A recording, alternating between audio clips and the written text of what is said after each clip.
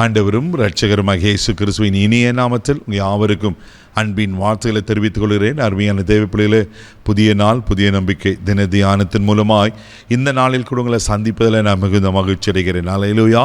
இன்றைக்கு கூட கர்த்தர் நமக்கு கொடுக்கிற வார்த்தை என்ன? நீதிமொழியின் புஸ்தகம் 18ஆம் அதிகாரம் 10வது வசனத்தை கூட வாசிக்க கேட்போம். கர்த்தரின் நாமம் பலத்த துர்கம், நீதிமான் அதற்குள் ஓடி சுகமாயிருப்பான். அல்லேலூயா. கர்த்தரின் நாமம் பலத்த துர்கம்.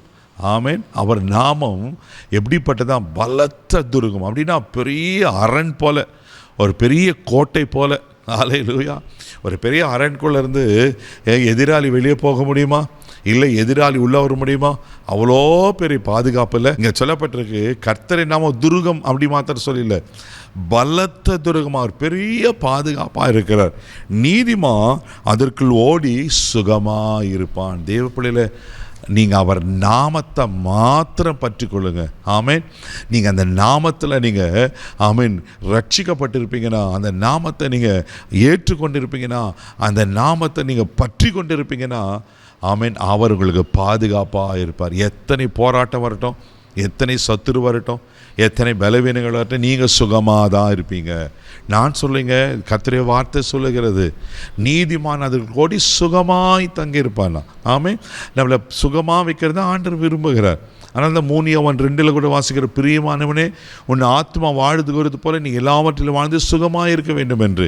இன்றைக்கி பாருங்கள், அப்போ இந்த சுகம், மெய்யான சமாதானம், மெய்யான பாதுகாப்பு, மெய்யான ஆமீன் ஒரு நிறைவான ஆசீர்வாதம் எங்கே கிடைக்கும்னா, இதெல்லாம் கர்த்தருடைய நாமத்தில் தான், அவர் பெயரில் தான் கிடைக்கும்.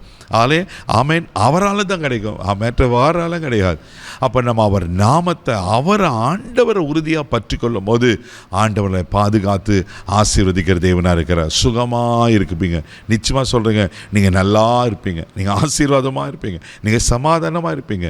ஆண்டவர் அப்படி நடத்த உண்மையில் இருக்கிறார். அல்லேலூயா. சங்கீதம் புஸ்தகம் 61ஆம் சங்கீதம் 3வது வசனத்தை வாசிக்கும் போது இப்படியா சொல்லப்பட்டிருக்கு, வாசிக்க கேட்போம். நீர் எனக்கு அடைக்கலமும் சத்துருவுக்கு எதிரான பலத்த துர்கமாயிருந்தீர்.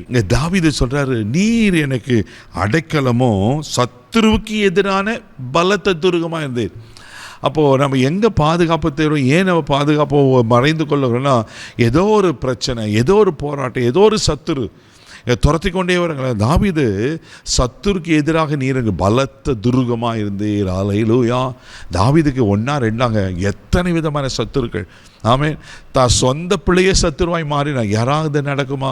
ஆனால் பாருங்கள், தாவீது தான் சொந்த பிள்ளை கூட நம்மளை, ஆண்டவர் நீர் எனக்கு அடைக்கலம், நீர் எனக்கு இடகம், நீர் எனக்கு பலத்த துர்கம், நீங்கள் எல்லாமே.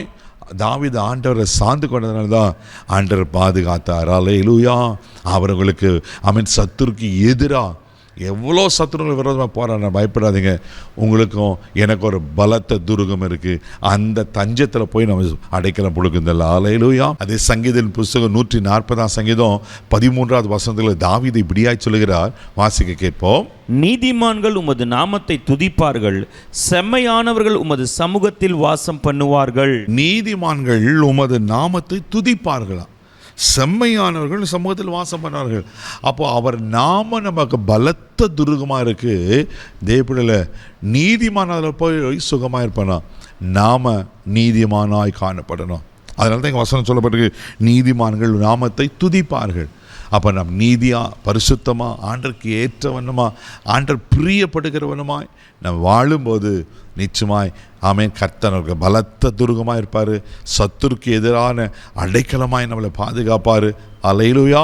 நம்ம சுகமாய் தங்கியிருப்போம். நீங்கள் ஆசீர்வாதமாக இருப்பீங்க, நீங்கள் நல்லா இருப்பீங்க, சமாதானமாக இருப்பீங்க. அப்போ அவர் நாமத்தை பற்றி கொள்ளணும். எப்படி பற்றி கொள்ளணும்? நீதியாய், பரிசுத்தமாய் அவர் நாமத்தை பற்றி கொள்ளும் போது நிச்சயமாக கர்த்தர் நம்மளை ஆசீர்வதிப்பார். கண்களை முடி நம்ம ஜெபிக்கலாம். அன்பு தகப்பனே, உமக்கு நன்றி சொல்லும்போது துதிக்கிறோம், ஸ்தோத்திரப்பா. ஆண்டவரே, உங்கள் நாமம் எங்களுக்கு பலத்த துர்கம்ப்பா. அதில் நாங்கள் வந்து சுகமாய் தங்கியிருக்க போகிறோம். அதுக்காக நன்றி சொல்லுகிறோம். ஆண்டவரே, உமக்கு நன்றி சொல்லுகிறோம்ப்பா.